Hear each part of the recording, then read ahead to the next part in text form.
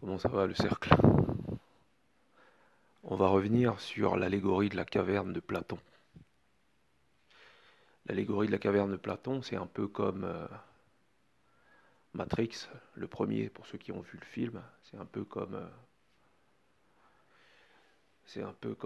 l'histoire allégorique de Malcolm X, qui consiste à opposer cette histoire qui consiste à opposer le nègre des champs au nègre de maison.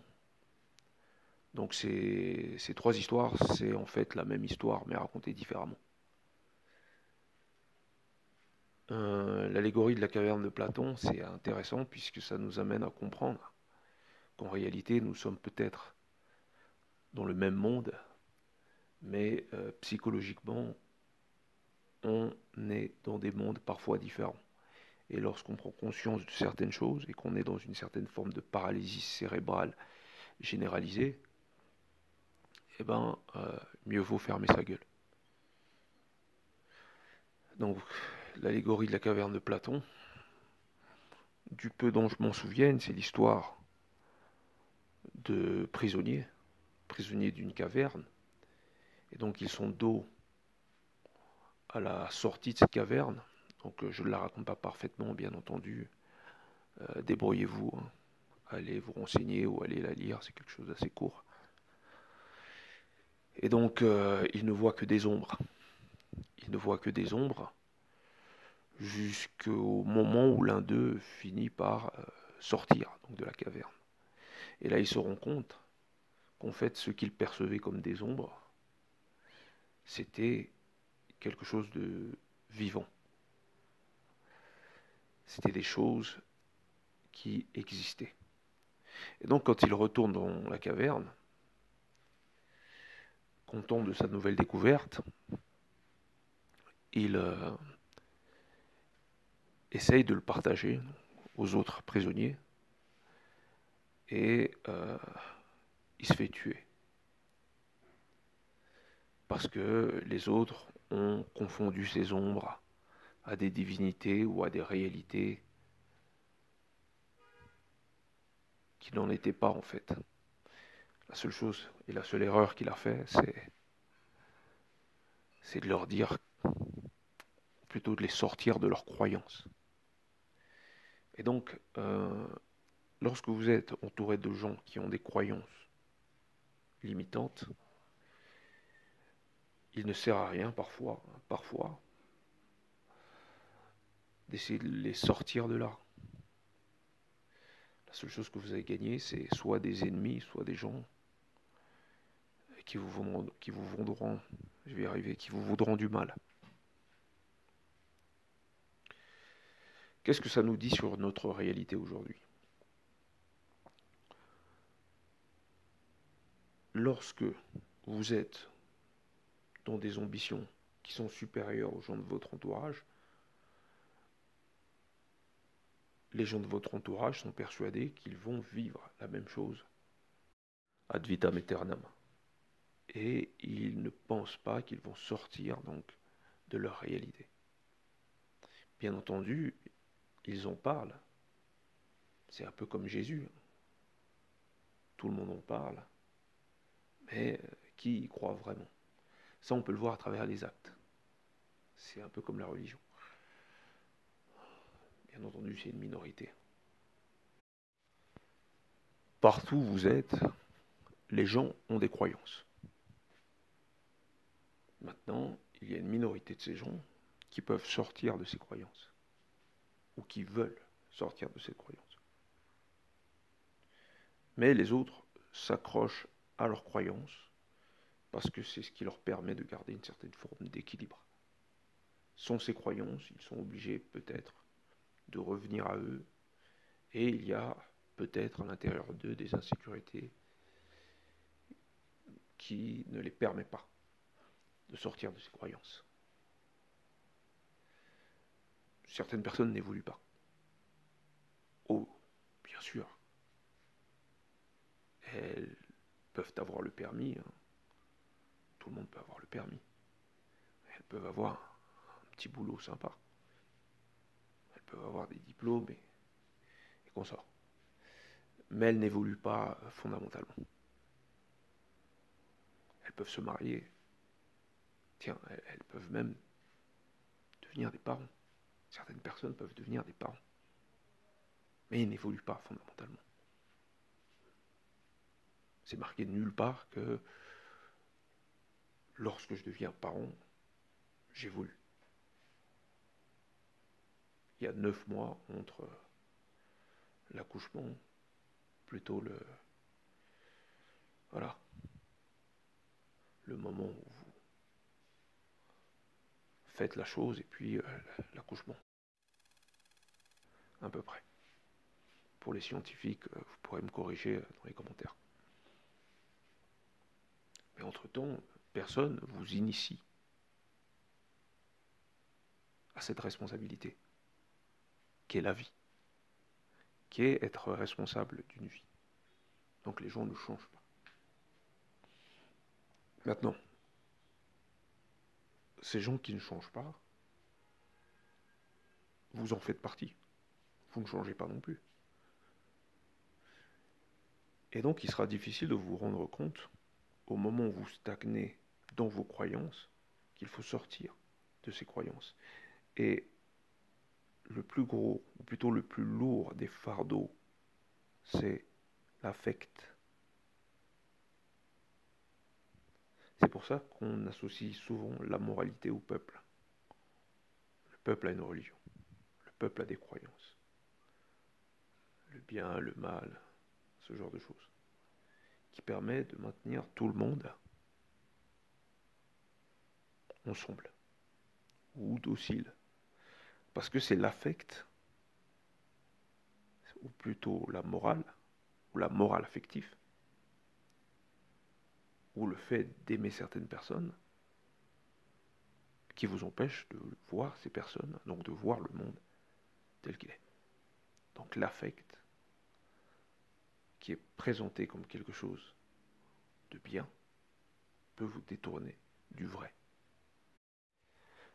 Le syndrome de l'imposteur. Le syndrome de l'imposteur, c'est un peu comme le perfectionnisme. Les gens perfectionnistes.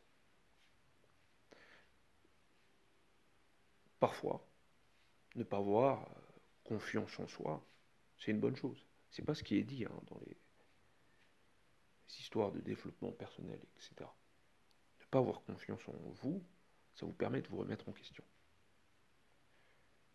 Les personnes narcissiques ne se remettent jamais en question.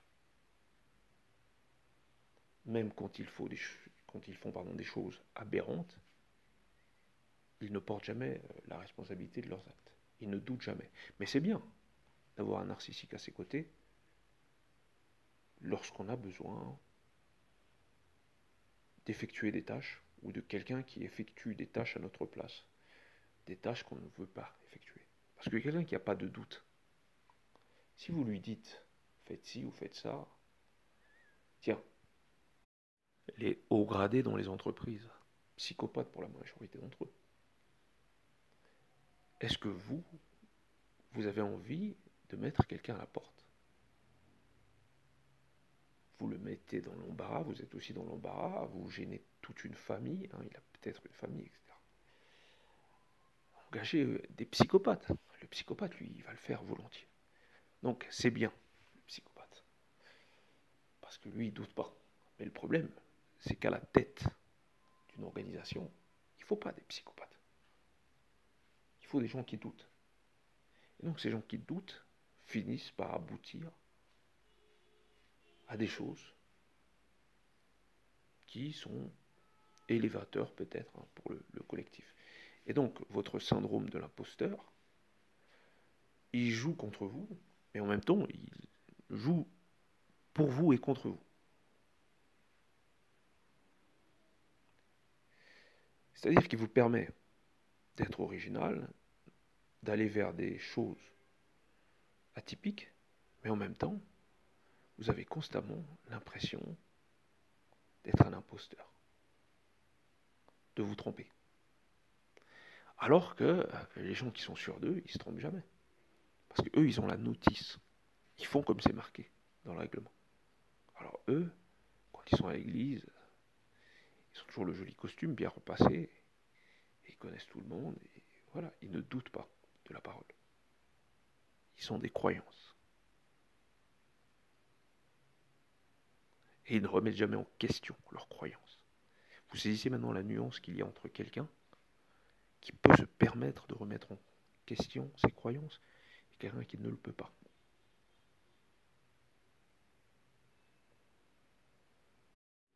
Alors, si vous doutez constamment de vous-même, c'est vous le boss.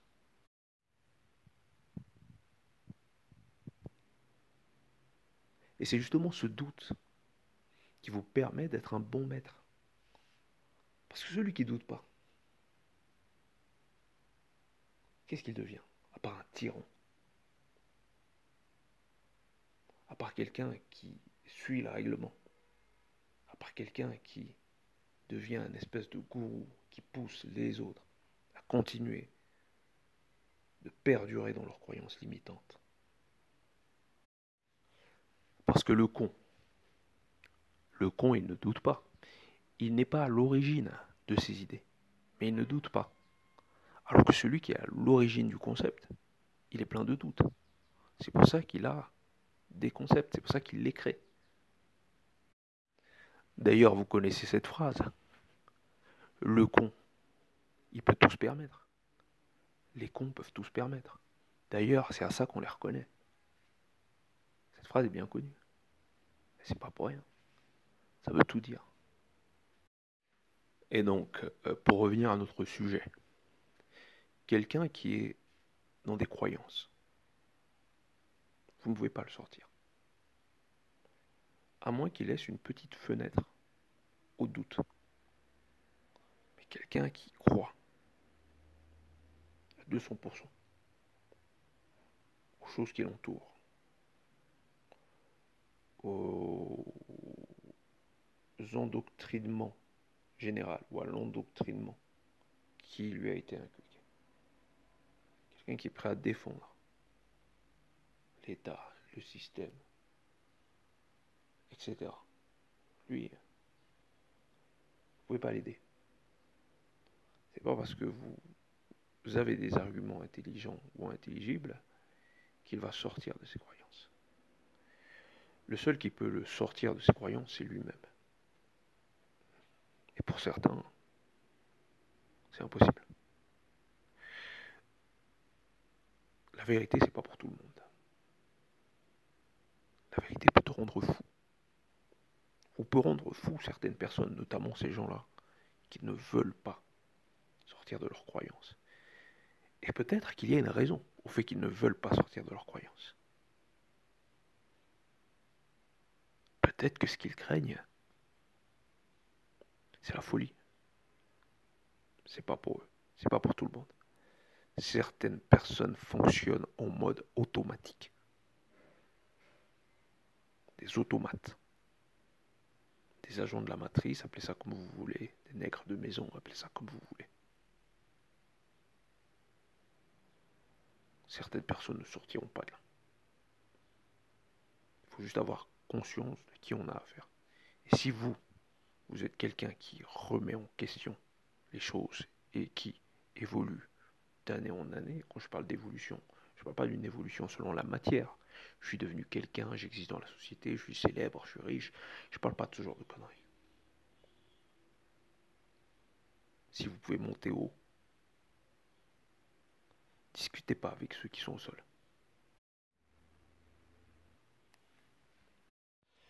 Et donc la vérité n'est pas pour tout le monde.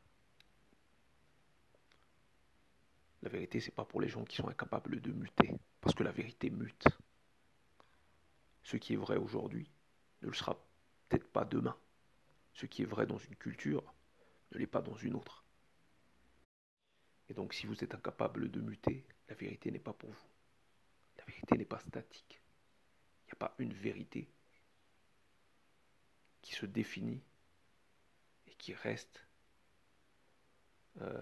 inchangée. Ce qui est vrai dépend de facteurs multiples. Ce qu'on vit aujourd'hui, c'est pas ce qu'on vivait hier, en fonction de l'environnement, etc. Donc vous devez muter. Ceux qui sont adaptés à une époque ne le seront pas à une autre. C'est comme ça.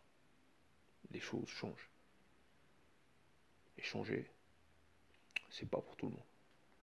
Et lorsque vous voyez des gens accrochés à leurs croyances jusqu'à se mentir à eux-mêmes, vous savez à quel camp ils appartiennent. La vérité, c'est comme un atome. Vous savez comment on dessine l'atome? Comme un rond qui circule. Parce qu'il ce rond, plutôt ce dessin, il est infini. Et donc, par conséquent, il n'est pas statique. Si tu t'arrêtes, lui, il continue d'évoluer. La vérité, c'est à peu près ça. Ce qui est vrai aujourd'hui ne le sera pas demain. Parce que cette même vérité a évolué. Un exemple plus concret. Lorsque vous êtes en entreprise, vous devez continuer de vous former. Parce que les choses évoluent. La technologie évolue. C'est pas j'ai quitté l'école pour aller bosser et j'arrête de me former. Non. Vous devez rester, ou plutôt votre entreprise doit rester compétitive. Et pour ça, vous devez vous adapter. Si vous êtes incapable d'évoluer ou si vous n'êtes pas dans un processus d'évolution, vous mourrez. Les vieux ne veulent pas changer. Et ils meurent. Ou plutôt, ils vont mourir. Ils restent avec le passé. Je vais à la salle de sport, j'ai 42 balais, je vois des jeunes qui me checkent comme si j'avais leur âge.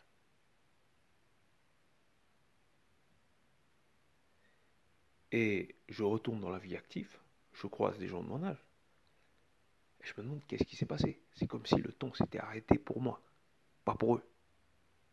Ils ont vieilli. On s'en fout de ce qui est bien ou ce qui est mal, parce qu'avec le temps, ça va changer. Ce qui nous intéresse, c'est ce qui est vrai. Parce que ce qui est vrai, c'est ce qui mute. Lorsqu'un peuple est incapable d'accéder à la vérité par ses propres moyens, c'est qu'il est en train de mourir. Lorsqu'une famille devient ritualiste, c'est-à-dire lorsque ses membres ne se croisent ou ne se voient que pour les mariages, les enterrements, pour tout ce qui a accès aux rituels ou à des rites, c'est que cette famille n'a plus d'essence, elle n'a plus d'âme. Lorsqu'elle ne se voit que pour les festivités et pour les rites, c'est qu'elle n'existe plus. Elle n'a plus de raison d'exister. Elle va bientôt disparaître. Parce que la vérité est dure. La vérité est douloureuse. Et la douleur, c'est pas pour tout le monde. Merci, au revoir.